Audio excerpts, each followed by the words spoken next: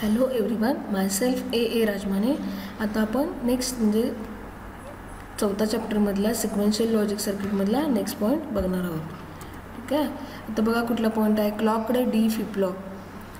आता ह्यामध्ये बघा आपण ह्याच्या आधी कुठले फ्लिप फ्लॉप बघितले, SR फ्लिप फ्लॉप बघितला, बरोबर आहे. क्लॉककडे SR फ्लिप फ्लॉप बघितला, त्यानंतर क्लॉककडे डी फ्लिप फ्लॉप बघायचं आहे. आता डी मीन्स बघा डेटा फ्लिप फ्लॉप. ठीक आहे. आता positive edge triggered D flip flop, positive edge triggered D flip flop, बरोबर आहे. आता इथं काय केलं आहे बघा, हा जो आहे तो क्लॉककडे SR फ्लिप फ्लॉपच आहे, क्लॉककडे SR फ्लिप फ्लॉप आहे. फक्त कसा केला आहे त्याला डीमध्ये कन्वर्ट. हे जे एस आणि आर इनपुट आहेत ते काय केले आहेत, एकमेकांना कनेक्ट केले आहेत using not gate, using not gate. पण हा नॉट गेट कशापासून तयार झाला आहे, not gate using NAND gate, जो आपण सेकंड चॅप्टरमध्ये युनिव्हर्सल गेट पॉईंट बघितला आहे, NAND as a universal gate, त्यामधला first point not gate using NAND gate. म्हणजे काय केलं आहे, हा एस आणि आर एकमेकांना कनेक्ट केला आहे युझिंग नॅन्ड गेट. मग हे कशासाठी केलं आहे, आपण लास्ट लेक्चरला काय बघितले बघा, drawbacks of SR flip flop. त्याच्यामध्ये काय होतं, S is equal to 0 and R is equal to 0 असताना आपल्याला नो चेंज कंडिशन येत होती. ती काय उपयोगाची होती, काय नाही, त्याचा काही यूज नव्हता. शिवाय S is equal to 1, R is equal to 1, this is a undeterminate stage, म्हणजे त्याचा पण ते काही यूजमध्येच नव्हते स्टेज, बरोबर आहे. मग ह्या दोन स्टेज का आपण प्रत्येक वेळेला करायच्या, त्यासाठी ते दोन स्टेज कॅन्सल करायला किंवा त्या रिड्यूस करायला आपण काय केले, हा S आणि R एकमेकांना कनेक्ट केला युझिंग द नॉट गेट, आणि तो नॉट गेट काढला आहे बाय युझिंग नॅन्ड गेट. आलं लक्षात. त्याच्यामुळं काय होणार आहे, जेव्हा आपण 0 देणार, जेव्हा आपण यसला 0 देणार तेव्हा बाय डिफॉल्ट इथं हे 0 असल्यामुळं 0चा हा 1 होणार आणि आर काय होणार, 1 होणार. म्हणजे यस 0 असल्यावर आर 1 होणार. जेव्हा यस 1 देणार तेव्हा काय होणार, 1चं युझिंग नॉट गेट इथं काय होणार, आर 0 होणार. म्हणजे आपल्याला एकसारखी कंडिशन कुठंच मिळणार नाही. आलं लक्षात. हे करण्यामागचं कारण काय आहे, डी फ्लिप फ्लॉप. आता इथं बघा काय केलं आहे, this is a symbol of D flip flop. त्यामध्ये पण पॉझिटिव्ह एज आहे, पॉझिटिव्ह एज आहे म्हणून इथं क्लॉकला आपण एज काढले. नुसतं लेवल ट्रिगर्ड असेल तर लाईन काढली असते, निगेटिव्ह लेवल ट्रिगर्ड असेल तर लाईन विथ बबल काढला असता, पॉझिटिव्ह निगेटिव्ह एज असेल तर इथं ॲरो विथ बबल काढला असता. ठीक आहे. आता नेक्स्ट बघा, आता काय लिहिलं आहे बघा, the D flip flop is nothing but SR flip flop with S is connected to R using NAND gate due to NAND inverter.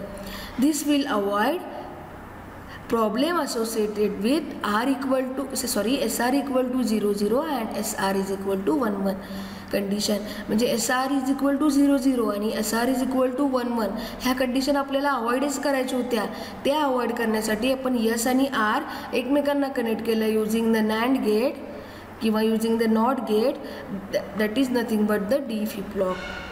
आता इथे ट्रूथ टेबल एक्सप्लेन केलं. त्या ट्रूथ टेबल काय केलं आहे बघा, क्लॉक काय केला आहे, इथं 0 दिला आहे. क्लॉक 0 म्हणजे काय झालं, निगेटिव्ह लेवल ट्रिगर झालं.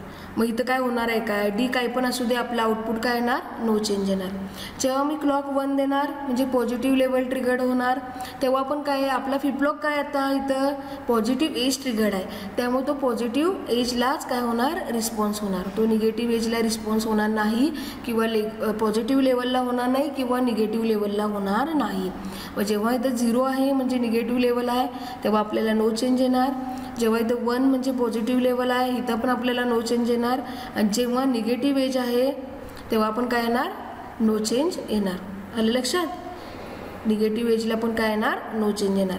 मग आता काय होणार, पॉझिटिव्ह एजला काय होणार बघा, जेव्हा पॉझिटिव्ह एज दिली आपण क्लॉक, ठीक आहे, पॉझिटिव्ह एज दिली, जेव्हा D0 असेल, D0 म्हणजेच काय येतं, S0, बरोबर आहे. तर D0 म्हणजे काय झाला, S0 झाला, R1 झाला, S0 झाला, R1 झाला, बरोबर आहे.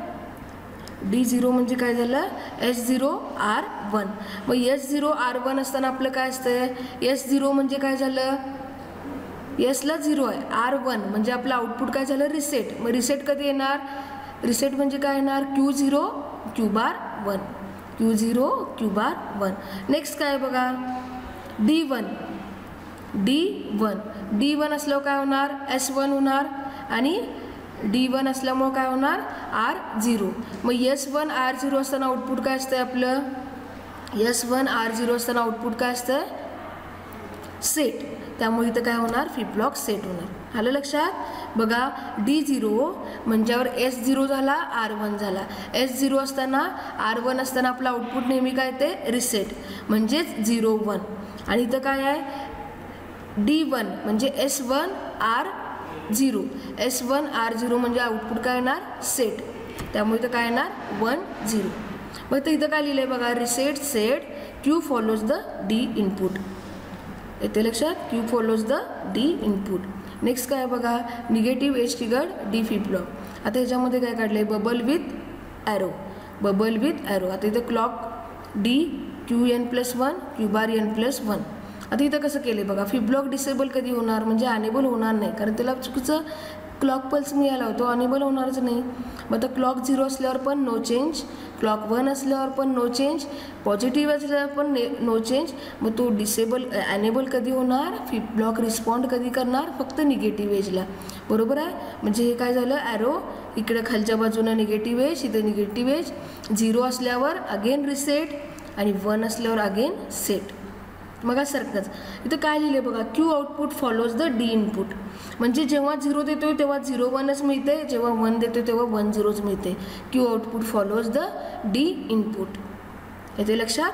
म्हणजे जे आपण Dला इनपुट देतोय तेच Qला मिळतं, त्याच्या Q बार काय असणार आहे, अपोजिट असणार आहे. 0 1 मीन्स रिसेट, 1 0 म्हणजे सेट. आता इथं काय आहे, लेवल ट्रिगर्ड आहे बघा. लेवल ट्रिगर्ड म्हणजे बघा काय आलं, सॉरी इथं चुकले, नुसतं एक लाईन पाहिजे, लाईनमध्ये येणार. बरोबर आहे, लाईन येणार. इथं बघा क्लॉक, इथं D. आता बघा 0 आलं म्हणजे नो चेंज येणार, Q1 Qn बार. आता इथं 1 म्हणजे आता क्लॉक पॉझिटिव्ह लेवल ट्रिगर्ड आलं. 1 आल्यावर D0 असल्यावर again 0 1, that is Q follows the D. आणि 1 असल्यावर काय येणार 1 0, दॅट इज सेट आणि रिसेट. सेम आहे, फक्त इथं क्लॉकसाठी वेगळं. तर नेक्स्ट पॉईंट काय बघा, SR flip flop with preset and clear. SR flip flop with preset and clear. आता हे नवीन इनपुट आहेत, प्रिसेट अँड क्लिअर. ह्याचा अर्थ काय होतोय, प्रिसेट म्हणजे आपण डायरेक्ट फ्लिप फ्लॉप सेट करू शकतोय, क्लिअर म्हणजे डायरेक्ट फ्लिप फ्लॉप आपण रिसेट करू शकतोय. म्हणजे आपल्याला सगळ्या कंडिशनची वाट बघायची गरज नाही आहे, हे दिल्यावर सेट होणार, ते दिल्यावर सेट होणार. बाय डिफॉल्ट ह्या इनपुटला आपण जर पाहिजे ते इनपुट अप्लाय केलं तर डायरेक्ट आपला फ्लिप फ्लॉप सेट होणार किंवा फ्लिप फ्लॉप आपला रिसेट होणार. प्रिसेट आणि क्लिअर हे इनपुट्स काय आहेत, ॲक्टिव्ह लो इनपुट्स आहेत. म्हणजे इथं बबल दाखवलं आहे, कळतंय. म्हणजे ह्याला 0 दिलं तर ते ऑन होणार, 1 दिलं तर ते ऑफ राहणार. ते लक्षात, ॲक्टिव्ह लो इनपुट आहेत, हे महत्त्वाचं आहे.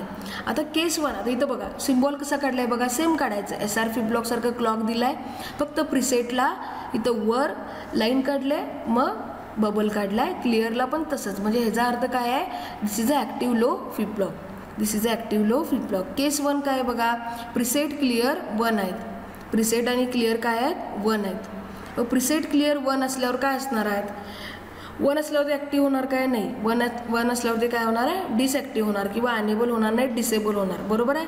मग प्रिसेट अँड क्लिअर 1 आहे, त्यामुळे both inputs are inactive. Therefore SR flip flop काय असणार आहे, operates as a normal SR flip flop. म्हणजे तो प्रिसेट क्लिअरचं काही ऑपरेशन देणार नाही. जेव्हा प्रिसेट आणि क्लिअर 1 आहेत तेव्हा SR फ्लिप फ्लॉप नॉर्मल 0 0 0 1 1 0 1 1ला जसं ऑपरेट होणार तसा आपला ऑपरेट होणार आहे. पण जेव्हा प्रिसेट 0 आहे आणि क्लिअर 1 आहे, प्रिसेट 0 आणि क्लिअर 1, मला सांगा नॅन्ड गेटचं एक जरी इनपुट 0 असेल तर आउटपुट आपल्याला काय मिळते 1, हे आपण बघितले. बरोबर आहे. बघा, as preset is equal to 0, output of 3 म्हणजे कुठला, हे 3 गेटचं will be 1, that means Q1. म्हणजे तेव्हा बाय डिफॉल्ट हे काही पण असू देत, R S पुढचं काहीही असू देत, डझंट मॅटर. जेव्हा प्रिसेट 0 आहे तेव्हा आपलं Q काय येणार 1च येणार. फ्लिप फ्लॉप काय होणार, सेट होणार, फ्लिप फ्लॉप सेट होणार. Therefore all 3 inputs to gate 4. आता बघा हे जर 1 असल्यामुळे ह्या तिन्हीला काय येणार 1 आउटपुट मिळणार, त्यामुळे Q बार आपोआप काय होणार 0. आपल्याला माहितीच आहे, एक इनपुट जर एक आउटपुट 1 असेल तर दुसरं बाय डिफॉल्ट काय येते 0 येते. Thus making PR is equal to 0 will set the flip flop. जेव्हा PR 0 असेल, प्रिसेट 0 असेल तेव्हा flip flop by default set होते, बाकीचे इनपुट्स काही असू देत. नेक्स्ट बघा, PR 1 क्लिअर 0. आता हे बघ इफ आर 1 आणि क्लिअर 0. आता लगेच क्लिअर 0 आहे म्हटल्यावर आउटपुट ऑफ गेट 4. आता इथं क्लिअर 0 दिला आहे, त्यामुळे बाय डिफॉल्ट ह्याचा आउटपुट काय येणार, एक जरी इनपुट 0 असेल तर ह्याचा आउटपुट काय येणार, क्यू बार हा 1 येणार. क्यू बार काय येणार, 1 येणार. बघा therefore all the 3 inputs of AND gate 3 will be 1, hence Q is equal to 0. Q bar 1 आला म्हणजे क्यू काय आला, 0 आला. Thus the clear 0 will make the flip flop reset. Flip flop काय आपला होणार, रिसेट होणार. बाय डिफॉल्ट आपलाच रिसेट होणार. केस 4 काय बघा, PR0 क्लिअर 0. असं कुठेही कंडिशन नाही की दोन्ही फोर्सफुली 1 होणार, म्हणजे सेट पण होणार रिसेट पण होणार, होऊ शकत नाही. This condition never to be used because it leads to be uncertain stage. म्हणजे आपली रेस्ट स्टेज, बरोबर आहे, रेस्ट स्टेज म्हणजे ही कधीच पॉसिबल होणार नाही. त्यामुळे बघा आता क्लॉक 1 दिला आहे. सगळ्यात पहिली कंडिशन आपण बघितलेली, clock 1 preset clear is equal to 1. QN+1 normal SR flip flop सारखा आपला आउटपुट येणार. जेव्हा क्लॉक काही असू दे, डझंट मॅटर, क्लॉक 1 असू दे, 0 असू दे, पॉझिटिव्ह एजेस असू दे, निगेटिव्ह एजेस असू दे, जेव्हा मी प्रिसेट 0 देणार, क्लिअर 1 करणार, तेव्हा माझा फ्लिप फ्लॉप सेटच होणार कंपल्सरी. जेव्हा मी प्रिसेट 1 करणार, क्लिअर 0 करणार, तेव्हा माझा फ्लिप फ्लॉप रिसेटच होणार कंपल्सरी. आलं लक्षात. बाय डिफॉल्ट काहीही क्लॉक असू दे, जेव्हा प्रिसेट 0 असेल माझा फ्लिप फ्लॉप सेट होणार आणि क्लिअर 0 असेल माझा फ्लिप फ्लॉप काय होणार, रिसेट. मग हे कशासाठी केलं आहे, आपल्याला एखाद्या ॲप्लिकेशनसाठी फक्त आपल्याला प्रिसेटच पाहिजे, नेहमी फ्लिप फ्लॉपचं आउटपुट 1 पाहिजे, त्यावेळेला आपण प्रिसेट क्लिअर फ्लिप फ्लॉप वापरू शकतो आहे. आणि प्रिसेट काय करायचं, आपण 0ला देऊन ठेवायचा, त्यामुळे बाय डिफॉल्ट त्याचं आउटपुट काय येणार, 1 येणार. म्हणजे ज्या ॲप्लिकेशनला आपल्याला फ्लिप फ्लॉप सेटच पाहिजे किंवा रिसेटच पाहिजे त्या ॲप्लिकेशनसाठी आपण वापरू शकतो आहे. आलं लक्षात. ह्या लेक्चरमध्ये आपण काय काय पॉईंट बघितले, D flip flop with positive edge, negative edge, level D flip flop, त्यानंतर प्रिसेट आणि क्लिअर. द नेक्स्ट लेक्चरला आपण JK फ्लिप फ्लॉप बघायचे आहे. रीड करून बघा, समजलं नाही तरी विचारा. थँक्यू.